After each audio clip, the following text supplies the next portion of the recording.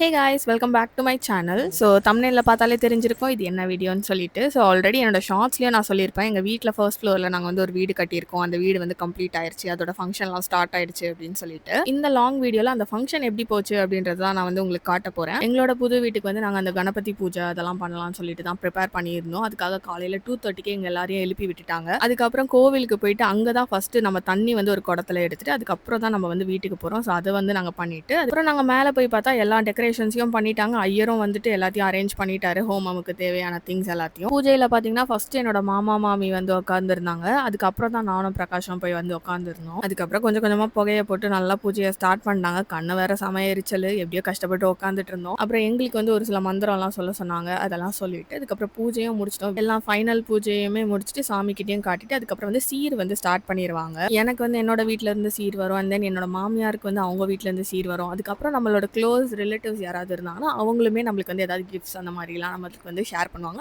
Because இது வந்து house warming ஃபங்க்ஷன்றதுனால வந்து மொய்யோ கிஃப்ட்டோ வந்து ரொம்ப மேண்டட்ரிலாம் கிடையாது, ஆப்ஷனல் தான்.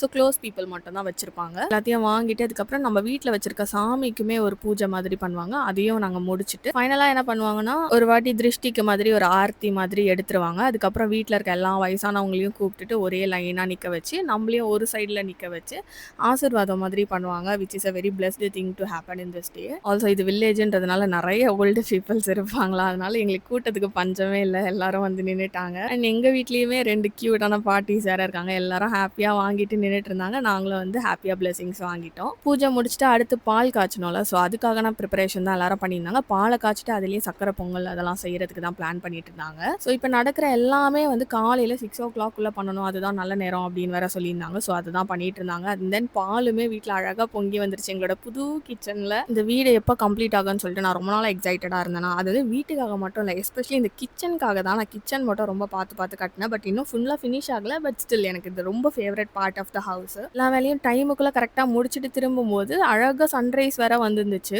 எங்கள் வீட்டில் வேற விண்டோஸ்லாம் பெருசு பெருசாக இருந்துச்சு. அதுலேருந்து பார்க்கும்போது சன்ரைஸ் ரொம்ப பியூட்டிஃபுல்லாக இருந்துச்சு. அண்ட் தென் அதோட ரேஸ்லாம் வந்து வீட்டுக்குள்ளே விழும்போது ஒவ்வொரு ஆங்கிளில் நான் வந்து பார்த்து பார்த்து ரசிச்சுட்டு வேற இருந்தேன். இன்னைக்கு பார்த்தீங்கன்னா என்னோட சாரி வந்து என்னோட வீட்டோட ஒரு சைட் ஆஃப் த வால் கூட நல்லா மேட்ச் ஆயிருந்துச்சு. ரெண்டுமே ஒரு பிங்கிஷ் டோனில் தான் இருந்துச்சு. ஸோ அதனால ஆங்கிள் நான் கொஞ்சம் செல்ஃபீஸ் அண்ட் வீடியோஸ் வேற எடுத்துட்டேன்.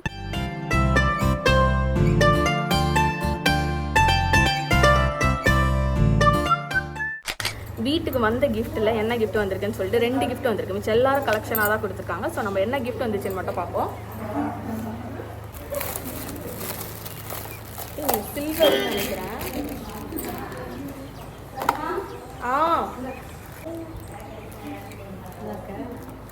சூப்பர்.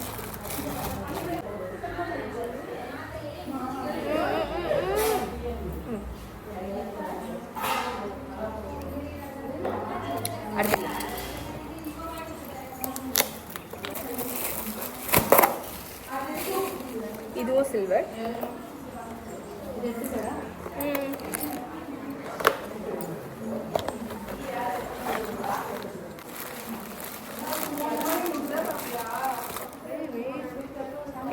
So cute.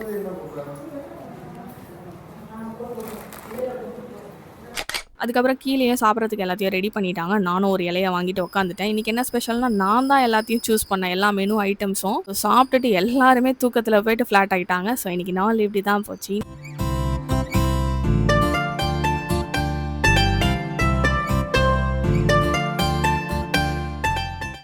ஸோ இன்னைக்கோட அவ்வளோதான். இதோட நெக்ஸ்ட் vlogல நம்ம பார்க்கலாம். பாய் பாய் பாய்.